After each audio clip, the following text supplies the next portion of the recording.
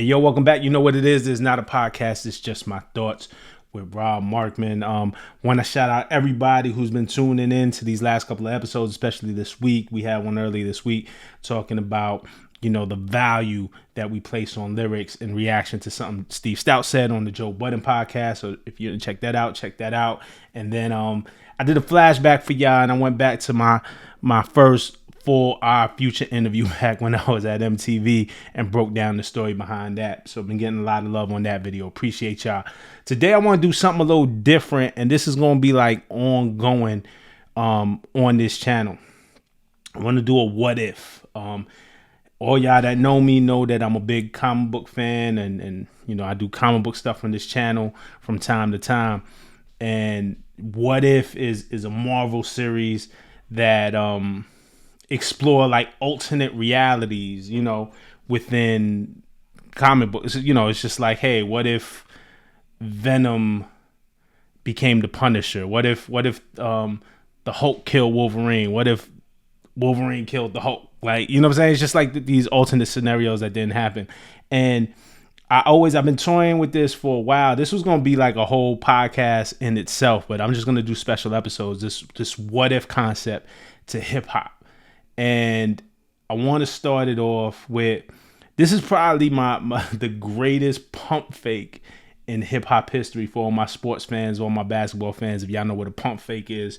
But this is one of my favorite stories, and I was around as a fan to witness it go down. I remember the excitement, I remember the confusion, I remember like what's going on. So for this episode, I want to explore what if Nas signed to Murder Inc. All right. So just to recap for those, because I know we got like a lot of young viewers too who might not have been around in the early 2000s. Murder Inc. was ran by Irv Gotti. Irv Gotti was from Queens. He started out as DJ Irv. Went on to give us Mike Geronimo and Cash Money Click over at TVT. Cash Money Click featured a young Ja Rule, who was the star of that group. They didn't really go far, but people noticed Ja Rule early on. All right. Irv went on to develop a strong relationship at Def Jam. He signed DMX over at Def Jam. He was one of the lead A&Rs at Def Jam, so he's responsible for bringing Rough Riders and DMX over to Def Jam and helping to situate Rockefeller at Def Jam. Irv is also a producer, DJ, and executive. So Irv produced Can I Live on Reasonable Doubt. So his relationship with Jay-Z actually goes back to the 80s, when Jay was with Jazz-O, I believe. So Jay knew Irv for a long time. Irv ended up producing Can I Live on Reasonable Doubt. Can I Get a What? Irv has a production credit on there, which it was on Volume 2. We know that was originally a Ja Rule song that became a Jay-Z song. But Irv had a relationship with Jay. And with Jay-Z and DMX having extreme success on Def Jam, I'm talking about 97, 98, 99, up until 99, like just the success that Jay had, that X had, really revitalized the label, reinvigorated Def Jam. So Irv grew because those were his relationships, right? So Irv's eye for talent, the trust that Leo Cohen, who was running Def Jam back then, had for Irv grew. So Irv grew more power. So then Irv got his own label at Def Jam. He got his own imprint. And in 1999, Murder Inc. was formed. Or let me not say that. I don't know when he formed it, right? When did he form the LLC? I'm not sure. But 1999, the first Murder Inc. album released under Def Jam was Ja Rule's debut album, Veni Vidi Vici, in 99, right? And if you remember, the album was a success, mostly based off of the single Holla Holla. I think the album went platinum, but Ja was still kind of rough. Didn't really have like hit after hit after hit after hit. It was still very early for Ja. The next year, in the year 2000, Ja Rule dropped his second album, Rule 336. That album went triple platinum. It's on that album with Murder Inc., with Ja Rule, where Irv Gotti really developed a sound for the label. Catchy radio hits, just like sweet sung hooks that the girls like. You had Rule's gruff voice, and it was kind of, thug loving, you know what I'm saying? Because he would kind of sing, he would croon, he would rap, but it was this deep, aggressive voice, right? So Rule 336 had, Between Me and You with Christina Milian. It had Put It On Me. Those were the big singles. Cry was another single. The album went triple platinum. Is Out of Here. Next year, 2001, Ja Rule's Pain Is Love comes out. That's triple platinum again. And then in 2002, Ashanti dropped her debut album, triple platinum again. Like, Murder Inc. is here. They're having this string of success. And it's not just one artist. It's not just Ja Rule. It's Ja Rule and Ashanti. And obviously, Irv is at the helm, right? And then... So Irv is crafting these hits and putting together these hits. And if it's not him producing the record, it's him bringing a team of producers to produce the record. But it's all like his vision, right? It's all like him sonically like crafting this sound. And then he starts putting out hits for other artists. So it's not just Murder Inc. So in 2001 alone, he did J-Lo, I'm Real. And he did J-Lo's Ain't It Funny. I'm Real was number 1 on the Hot 100 for 5 weeks. Ain't It Funny hit number 1 too. That same year, he gave they produced What's Love for Fat Joe with Ashanti. That peaked at number 2 on the Hot 100. Ja Rule, Always on Time, hit number 1 on the Hot 100. Ashanti's Foolish came out. That was her debut single, hit number 1 the next year. So now we're talking about 2002. So from 2001, 2002, like they're running the charts. In 2002, Irv produced Gangsta Lovin' for Eve and Alicia Keys. That hit number 2 on the Hot 100.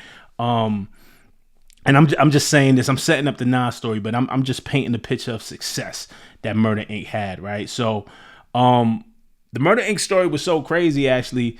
There was talk of setting up another label called MI2, Murder Inc. 2, on Sony. And I don't know quite what happened with that, but that was supposed to be like Ja's label, and then Irv was going to be the artist or something like that. But what I'm saying is the label was so hot, they was already at Def Jam in the Universal building, and there was talks of setting up a sequel label. I don't know how many labels got a sequel. That's like Motown 2, Bad Boy 2, Rockefeller 2. Like, you know what I'm saying? But that's how big Murder Inc. was at the time. So... All right, so it's 2001, 2002. This is when this starts happening, right? What's going on in hip hop? The big news is Nas just came off the battle with Jay-Z, a battle which Nas won, a battle which really re-energized Nas' career, right? So, Ether was the record that did it. Stillmatic comes. Ether is a record on Stillmatic, right? So it's really like the return of Nas, but at the same time, Nas was feeling away. Jay was so popular. This is also around the time that Nas, when New York split into 2 hip hop stations. So we had Hot 97 and we had Summer Jam, famously, which Jay owned that stage. Brought out Michael Jackson. That's where he debuted Takeover. That's where he kind of first hinted. He dissed Prodigy, put Prodigy on the Summer Jam screen. Rest in peace to P, man. And then Jay also like hinted at Nas, dissing Nas, asked Nas, he don't want it with Hov, no. And the battle just kind of continues from there.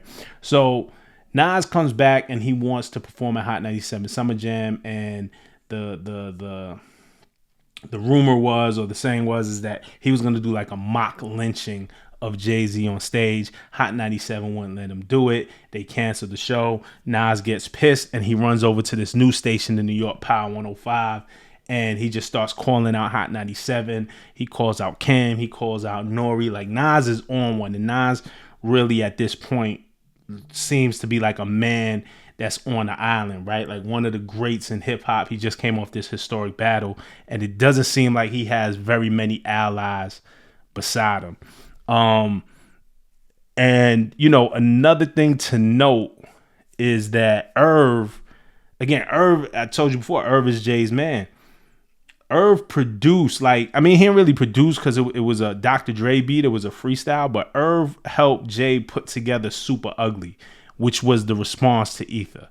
That's the record where, me and the boy I got more in common than just balling and rhyming, get it more in common. Like, he starts, I hang the boy up the Coliseum, break beers off the boy Chip Tooth. Like, Super Ugly was a mean record. It was a nasty record. I mean, if you look at what Drake and Kendrick went through, and if you think those guys said some nasty things We seen that before, and Jay caught some backlash for the things that he said about, particularly about Nas's baby mother, the I left condoms in your baby seat line. Like Jay had to retract that. Actually went on the Hot 97 and retracted those lines because it really made people kind of feel away. So that's how scathing Super Ugly was. Me personally, as a hip hop fan, like I think I'm disrespectful. I always thought Super Ugly was hard, but that's neither here nor there. Irv was behind Super Ugly as well. So, and then the battle doesn't stop. Ether comes out, Super Ugly comes out, Hot 97 does the vote. They vote that Ether is the better record, and that by and large is kind of like declaring the battle over and Nas as the winner by default, right? But if you follow me on this channel, I say that battles never come to a screeching halt. So even down to 2002, Jay and Nas are still throwing shots at each other. Jay has the song Blueprint 2 off of the album Blueprint 2. That's a Nas disjoint. Nas is throwing his shots. So they're still kind of going back and forth, right? So Jay and Irv's relationship, or Jay and Ja's relationship, starts kind of deteriorating a little bit. Because you also got to, understand what's going on at this time is also the rise of 50 Cent. So Murder Inc., though they're killing it on the charts, are starting to see 50 as an adversary. In 2002, 50 is killing them in the streets, diss record after diss record. And then obviously in 2003, he signs his deal in 2002, but in 2003, he puts out Get Rich or Die Trying. But there was a tour, all right? And let me just see. This was in, there was talk of a tour in 2002 between Murder Inc., Rockefeller, and Bad Boy. I think it was supposed to be called like the Triple Threat Tour or something. Something happened. Jay pulls out of that idea. I don't know how real it was. And Jay went on the Sprite Liquid Mix tour. And I remember this tour because I went to it as a fan. It was Jay-Z. It was NERD. Clips was on that tour. They were kind of part of NERD set. It was Talib Kweli. It was Nappy Roots. Shout out to the Nappy Roots. And then 311, which was like this rock, ska, punk. I remember 311. I wasn't like a big 311 fan.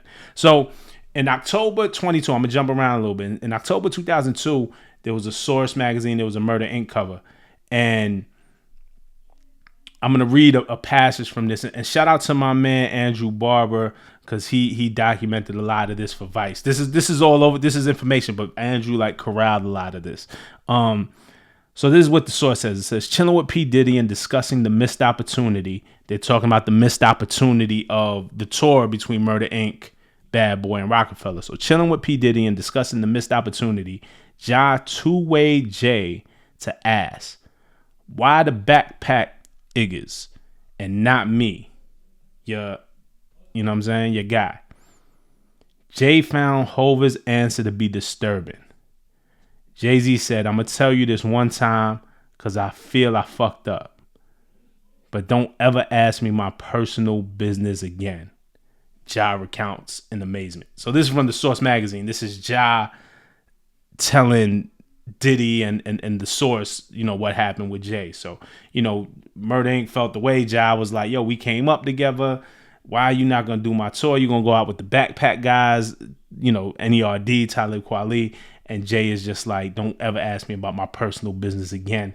Like, that's a scene if you watch The Godfather, you know what I'm saying? That's what Michael Corleone tells his wife. Yo, don't ever ask me about my personal business. So there's that. You know what I'm saying? So that Murder Inc., Rockefeller, Irv Gotti, Ja Rule, Jay-Z is starting to deteriorate. This is post-battle with Nas, and the Nas relationship with Irv, for some reason, is starting to strengthen. So there was a record that came out in 2002. It was called The Pledge. This is where it all starts. It's called The Pledge. It was a remix. It samples Tupac, you know what I'm saying? Shed So Many Tears. And Nas comes out. Song starts, and it's Nas with the first verse, and he's doing the ad-libs before he starts his verse. He says, in the beginning, it was me. It was Nas. I stood alone. But now, Murder Inc., y'all. So, okay, what's going on? If you watch the video, there's a video to this. I'll show this on the screen. In the video, Nas, it's like a press conference, and Nas is like standing at a podium with a Murder Inc. sign, and Irv is in the B-roll shot wearing the Ill Will shirt. Ill Will was Nas's label. So I'm just gonna spit this Nas verse because he's getting at Jay, and then he says some things, but he says, my enemies want sort of the same respect I was born with. Godson tatted on my chest is permanent. The rap ABBA Anastasia, you cowards, I want the crown for the black power man of Asia. Snap out your dreams and prayers of taking the king's paper. Ask that other rapper how I feel to lose his whole gangster. That's at Jay. Ask that other rapper how I feel to lose his whole gangster. Use a no-namester. Your little man's is no threat. You make me upset, I might spank you. Here it goes. He says, ink is the murder. Ill will merger. Let my cash make sex with your cash. It can't hurt us. Phones ringing off the hook. Bush and Bloomberg calling me constant. Streets want to know the cause of the gossip. Nas is the lord of the projects. To the coffins dropping in the ocean like an Amistad slave over the boat when it's a new day. Y'all should be scared. I'm back with Stout. Steve Stout. Southside Queensbridge. The hood's in here. So just those lines, the video, the lines, it cements it. It's like, oh, like Nas is signing to Murder Inc. Like, that's crazy. Now, let's say this: Nas is an all-time great. Illmatic changed the way that hip hop albums were produced, because before then it was usually one artist and one producer. Nas got this all-star lineup of producers with DJ Premier, Q-Tip, Pete Rock, Large Professor, and he started getting a bunch of different producers for Illmatic. When Nas linked with Trackmasters, and I talked about this in the Steve Stout video, he linked with Steve Stout and Trackmasters for It Was Written, and I Am, Nostradamus, and they helped him craft hits. They helped Nas. Illmatic didn't have the hits that Nas would have later in his career, so they helped give Nas a sound. Now, around 2002, Jay is really starting to develop a classic sound with Kanye and Just Blaze. Really in 2001 with Blueprint. Really in 2000 with the Rock La Familia album, we hear Just Blaze for the first time. We hear Kanye produce on the first time. By the time 2002 rolls around, Rockefeller got a full-blown sound. Right? So it's not just being a dope rapper. It's like, what's your sound? At this point in 2002, Nas didn't, again, really have like a home team of producers. Stillmatic had a Large Professor beats, DJ Premier beats. I think he had something from Swizz, that Braveheart Party joint. Like, it was joints from all over. Ron Browse did Ether, but it wasn't like a home team of producers. So on paper, linking with Irv and Murder Inc. is dope musically. Remember, I'm painting the picture. I'm saying that Irv is running shit on the radio. So once again, this gives Nas like a home team sonically. Lyrically, Nas can hold his own. He's one of the GOATs. But okay, now I got somebody at the helm who could kind of help craft this sonically as well. So on paper, linking with Irv and Murder Inc. sounds like a dope move. Business-wise, it is kind of weird because it's like, yo, why is Nas, who at this point in 2002, he's kind of been in the game 10 years already, signing to another boss? Nas is a boss. Like, it might have looked that way. You know what I'm saying? And, you know. So, it was just, like, weird, but it was exciting. I remember that time being a fan of Murder Inc., being a big fan of Nas. Jay is still my favorite rapper. But I'm like, damn, I want to hear what comes out of this. Like, yeah, I want to hear Nas on the radio more. I want to hear more Nas. I want to hear Nas with big hits. So, things start to happen. So, Irv Gotti in 2002 starts talking about it, right? He says, this is MTV News, July 2002. Irv Gotti, speaking to Nas, said, I had talks with him. Me and him really got to kicking it. He's a good dude. I was in Miami, Atlanta. We did the last leg of the tour with him. He's going to be on Sony, but it'll be like Ill Will, Murder Inc., Sony. But I will definitely be affiliated and definitely be a part of his projects, me and my brother Ja Rule.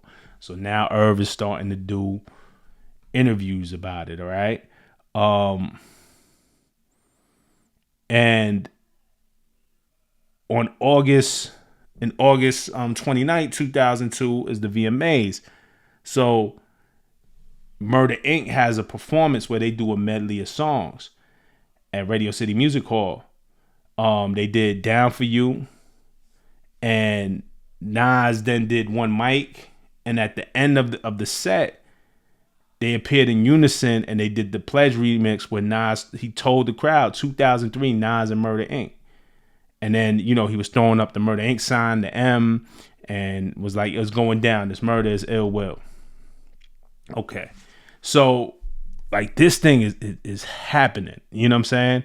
Except Godson comes out in December of so this is August is the MTV Music Awards happen, and Godson's drops in December, and there's no murder or mention of Murder Inc. So things went awry. So this is what Irv told XXL in 2003. He said, "I don't want this to come across like any Nas hate. That's my brother. I got love for him, but I'm gonna say this. He cried out when he did that thing with Hot 97. Remember I told you the radio where he went to Power 105. He cried out when he did that thing with Hot 97. He cried out for help and for people to support him. He cried out for being a part of a family. He cried out for it openly, like, yeah, yo, Murder Inc. This is as big as Pac joining Death Row.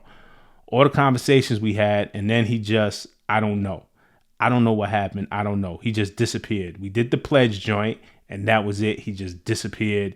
It was almost like he got what he got from it, and then he just disappeared. He's a strange guy, but I guess he's happy with who he is. And then I just need to look for it. More recently, Irv, got on Drink Champs, and they've been speaking about this, right? Because, I mean, we're 22 years into this, but Irv told Drink Champs, I regret that I entertained signing Nas to Murder Inc. Not because I don't love Nas. I love Nas as a brother. If Nas was in the fight, I'm jumping in. That said, I've been with Jay since 1987. Me and Jay is a deeper level of brotherhood. My ambition took over me when it shouldn't have, because I should have thought of my brother Jay. So for the record, I'm a fool for doing this. This is one of the biggest regrets of my life. And just to shed more light on that, Irv's brother Chris Gotti, shout out to Chris, told Trapping Anonymous in 2023. Now this is going back in time when they're entertaining signing Nas. Chris Gotti says, we call Jay and go to Baseline Studios, and Irv says, it's good business. We're going to make a lot of money. Jay looking at Irv like, you my man and you want to fuck with my enemy? And I'm looking at Irv like, what are you? You crazy. So Irv is only thinking business. Irv said, y'all don't got no real beef. Jay said, you right. Irv turned to me and said, I told you.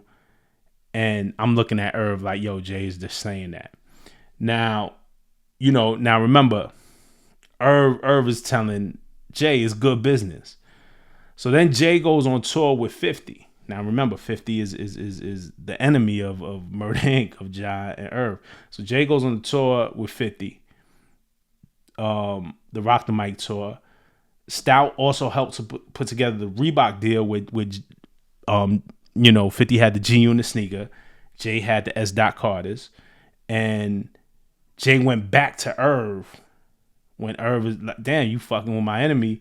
Jay went back to Irv and said, yo, it's good business. So, you know what I'm saying? Like this is what's going on behind the scenes.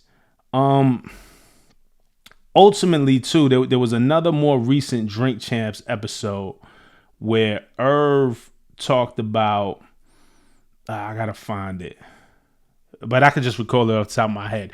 Irv talked about, really, he thought he scared Nas off because he came with this idea that they would go on tour, and each stop on the tour, they would go to the hood. So the example Irv gave, that they'll be in Baltimore, right? So they'll be on the tour bus, but while they're in Baltimore, they'll bring the trailer in. They'll have the Bentleys and the Maybachs and the this and the that, and they'll go through Baltimore riding the fancy cars and driving through the hood, so the hood can see them, the hood can embrace them, etc., etc. And they'll do that on each stop of the tour. And Irv is thinking, yo, the hood will never forget this. People will never forget this. They'll see us as real, and it'll translate to whatever success they needed to translate to. And according to Irv, Nas says, well, what if we get killed? Because that's the veteran speaking. Yo, it's dangerous that you go to each city and stunt in these neighborhoods, like waving, raw meat in front of wolves. So Nas asked him, what if we get killed? And then Irv says, well, then we'll be martyrs. And according to Irv, he realized that's when he fucked up, and that's when he lost Nas, that Nas just wasn't down for it. So here's the what if part, right? What would have came out of that? What if Nas would have signed to Murder Inc.? First of all, the Pledge is fire. I think that verse, it wasn't a hit, but that verse is one of my favorite Nas verses. I just think the time, like it was exciting, it was dope. The Pledge is fire. I think Nas would have got a fire hit, like one of those Murder Inc. hits, maybe two.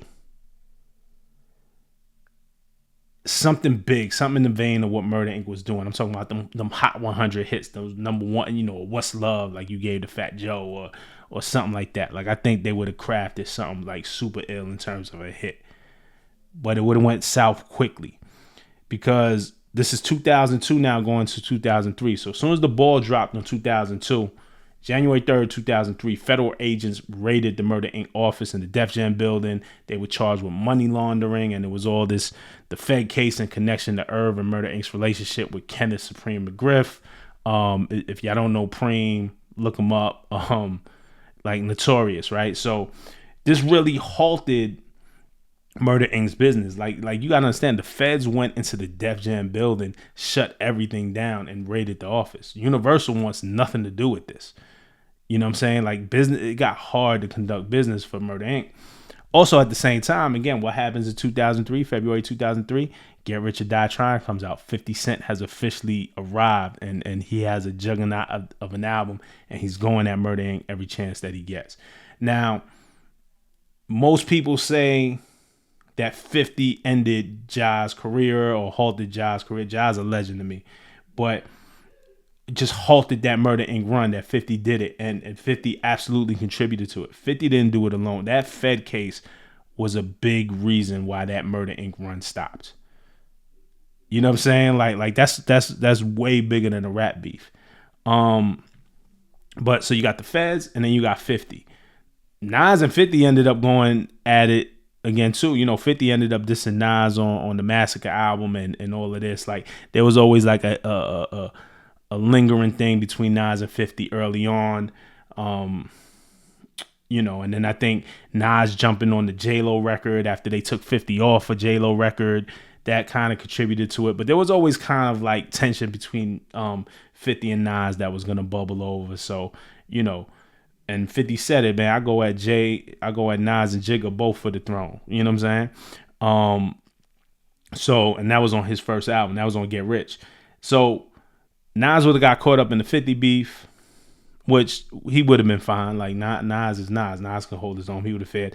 But more importantly, the Fed raid would have halted the business. Even though Nas was over at Sony, he eventually moved over to Def Jam. I think it was just hard for Irv to maneuver at all in the business. So I don't think they would have got much business done. Overall, I think it would have been a bad look for Nas to be under somebody else's umbrella.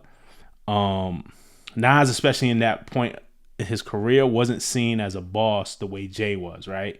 In terms of running a label, signing talent, Nas never had that reputation. He does now when it comes to mass appeal. He grew into that, and Nas's business acumen is off the chart. I'm talking about 2002 Nas. The perception was different. And Nas didn't have that back then, but it's also important to note that Jay had Dame, Jay had Biggs, Jay had smart, powerful, and talented partners. So it wasn't like Jay just running the ship on his own. Dame, Biggs, like that Rockefeller machine was powerful.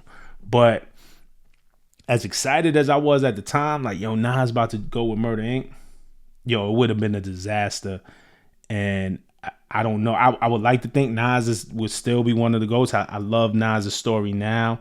All the albums with Hit Boy, the Grammy win, Selling Out the Garden, where he is now in his career is beautiful. But I think joining Murder Inc., it would have been tough for him. You know what I'm saying? Especially like we got that Godson album. What was the other Nas albums? Let me just look up the Nas discography real quick.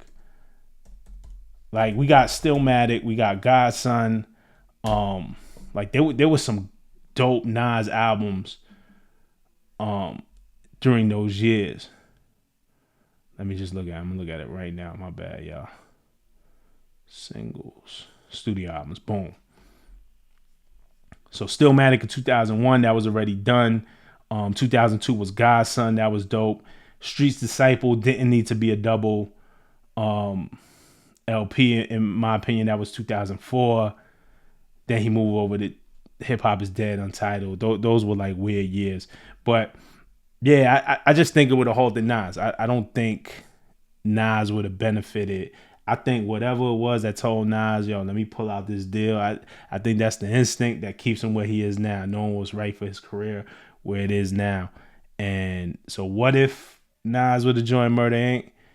And man, it would have been bad. But that's just what I think. I just wanted to share that with you, man. That's one of the coolest hip hop stories to me. One of the coolest what ifs. But hit me in the comments. Let me know what you think. And, let's talk about, every once in a while I got a couple of ideas for some what ifs. But hit me in the comments, like, subscribe, all that. Until the next time, I appreciate y'all rocking with me, every one of y'all. And we're going to speak again, all right? Peace.